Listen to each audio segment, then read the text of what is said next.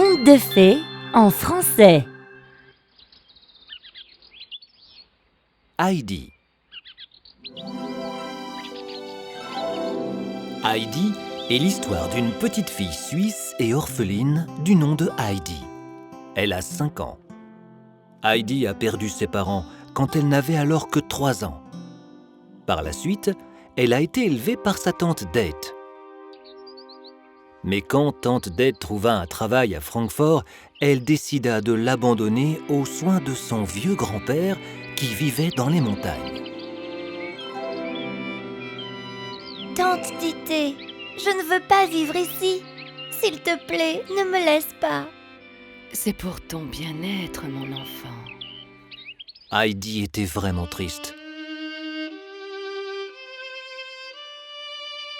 Mais elle accepta finalement avec joie son grand-père grincheux et commença sa vie dans les montagnes. Elle tomba amoureuse de la nature, du lever du soleil rosé, de la flore exotique et de la faune. Elle se mit à s'occuper d'une chèvre et à jouer avec elle chaque jour. Ah, mon bébé, viens ici. La nuit, elle s'endormait dans le foin en regardant les étoiles scintiller dans la nuit.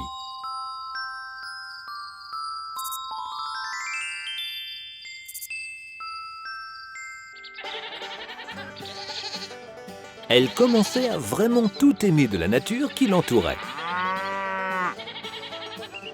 Quelques jours plus tard, elle se fit un ami, Peter, un garçon de 7 ans qui vivait dans un cottage non loin avec sa maman et sa grand-mère aveugle. Allez, viens Heidi, allons au pâturage. Peter, donne-moi juste 1 minute. Heidi profitait de chaque journée en allant au pâturage avec Peter et les chèvres.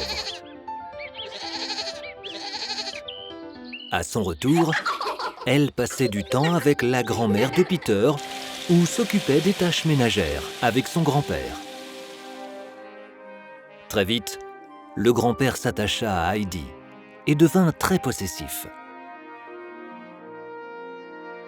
Il refusa de l'envoyer à l'école parce qu'il s'était disputé avec ceux qui vivaient en bas dans le village de Dorfli, où on l'appelait l'oncle de l'Alpe. « Heidi, je ne te laisserai jamais partir loin de moi. » Oh, je t'aime, grand-père. Tout allait parfaitement bien dans leur petite vie, jusqu'à ce qu'un beau jour, Dete réapparut de façon totalement inattendue. Dete emmena Heidi à Francfort pour tenir compagnie à Clara, une petite fille handicapée de 10 ans qui ne pouvait se déplacer qu'en chaise roulante. Dès qu'elle arriva à la maison de Clara, Heidi fut surprise de constater que tout le monde était discipliné et obéissait aux ordres de Mademoiselle Rougemont, la gouvernante. Elle vit que Clara possédait beaucoup de jouets. Son placard était rempli de très belles robes. Elle se sentit vite à l'aise et commença à apprécier la compagnie de Clara.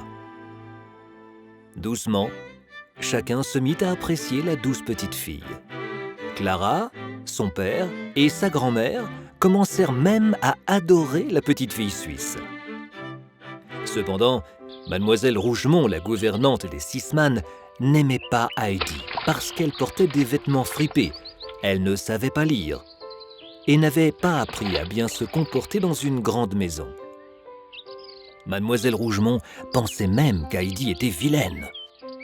Tu devrais apprendre à avoir plus de discipline, Heidi. Je suis désolée, Mademoiselle Rougemont.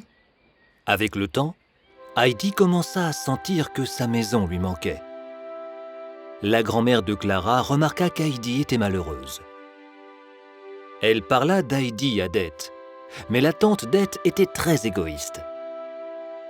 Malgré tous les efforts de la grand-mère pour convaincre tante Dete, elle échoua. Grand-mère, je ne me sens pas bien ici. S'il te plaît, je veux rentrer. Grand-père et Peter me manquent. Heidi, ma chère enfant, tu devrais prier pour demander de l'aide à Dieu. Bien qu'Heidi ne manquait de rien dans la vie, elle se sentait comme prisonnière dans une cage. Elle était toujours malheureuse et commençait à se sentir seule. Elle ne s'intéressait plus à rien.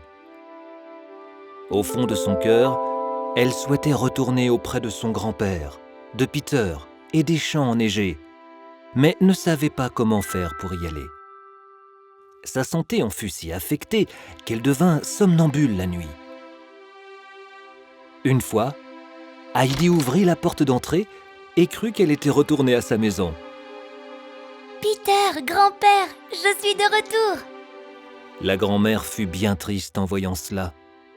Le médecin de Clara, le docteur Classen, insista lui aussi pour qu'Heidi retourne chez elle auprès de son grand-père.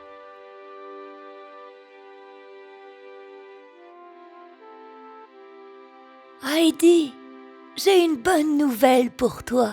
Qu'est-ce donc, grand-mère? On te renvoie chez toi auprès de grand-père et de Peter. Ah, je t'adore, grand-mère. Tu es la meilleure. Je vais dire au revoir à tout le monde maintenant. Clara, il est temps pour moi de partir. À bientôt par chez moi.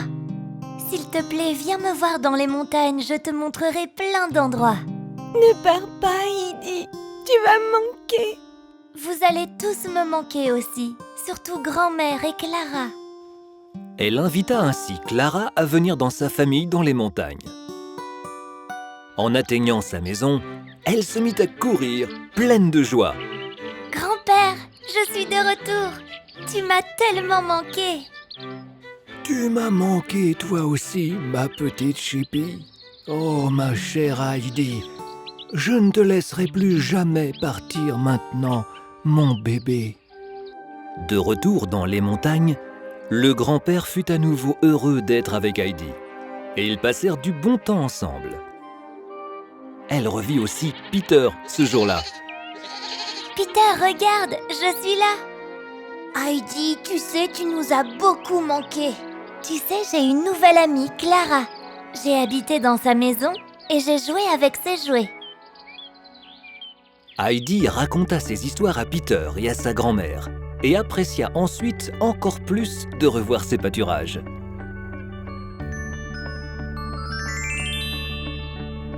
Quelques mois plus tard, Clara décida de faire une surprise à Heidi.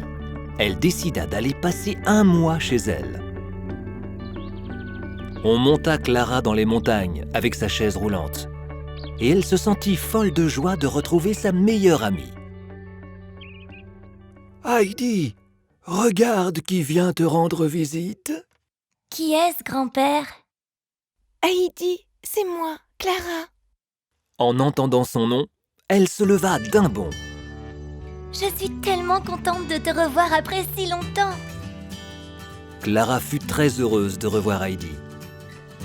Tous les matins, Heidi se leva tôt pour jouer avec Clara. Elle lui montra les prairies vertes, les beaux levers de soleil, les oiseaux qui chantent. Clara en apprécia chaque instant. Alors, que penses-tu des montagnes maintenant? Je m'y amuse vraiment beaucoup, Heidi. Merci pour tout. De l'autre côté, Peter était jaloux de Clara. Il pensa que Clara lui avait volé sa meilleure amie. Un jour, Peter vit Clara et Heidi assises dans l'herbe en train de rire aux éclats. Clara, tu vas voir maintenant. Je vais cacher ta chaise roulante. Ainsi, tu devras partir d'ici et laisser Heidi tranquille. Plein de colère, Peter s'approcha doucement pour s'emparer de la chaise roulante et la poussa au bas de la montagne. Et bam! Elle se brisa. Oh mon Dieu, qu'est-ce que j'ai fait? Oh non! Quand Clara et Heidi eurent fini de jouer, elles réalisèrent que la chaise roulante n'était plus là. Clara se sentit désemparée. Heidi, où est ma chaise roulante? Je suis inquiète. Heidi se mit à la chercher, mais ne la trouva nulle part. Je n'arrive pas à la trouver, Clara. Je vais appeler grand-père. Heidi se dépêcha d'aller chercher de l'aide. Elle rencontra Peter en chemin. Peter, Clara a besoin d'aide. Viens s'il te plaît. Aidons-la à rentrer à pied à la maison. Viens Clara, par là. Ne t'inquiète pas, ça va aller. Il y eut alors un miracle. Et Clara commença à faire quelques pas à l'aide de Peter et Heidi. Elle put alors admirer la beauté de la nature tout autour d'elle. Peter était sous le choc de voir que Clara avait réussi à atteindre la maison.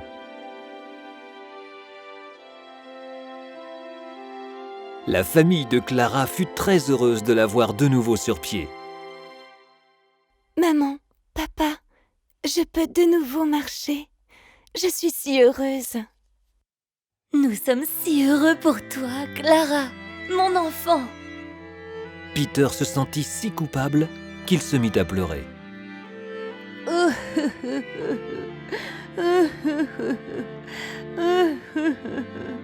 Qu'y a-t-il, Peter? Pourquoi pleures-tu? C'est moi qui ai balancé la chaise roulante de Clara. Parce que j'avais l'impression que Clara occupait toute l'attention d'Heidi. Eh bien, Peter, on te pardonne, mon enfant. De son côté, la grand-mère de Clara comprit pourquoi il avait agi ainsi. Elle vit que maintenant il se sentait coupable. Alors au lieu de le punir, elle décida au contraire de lui donner une récompense. Tiens, mon petit garçon, prends ça et ne dis pas non. La famille Sisman offrit des cadeaux à Heidi et à la grand-mère aveugle de Peter, afin de rendre sa vie plus agréable. Ils firent aussi la promesse au grand-père d'Heidi de prendre soin d'elle après sa mort. À la fin de l'histoire, Heidi et la grand-mère discutèrent ensemble et remercièrent Dieu pour toutes les bonnes choses qu'il avait apportées dans leur vie.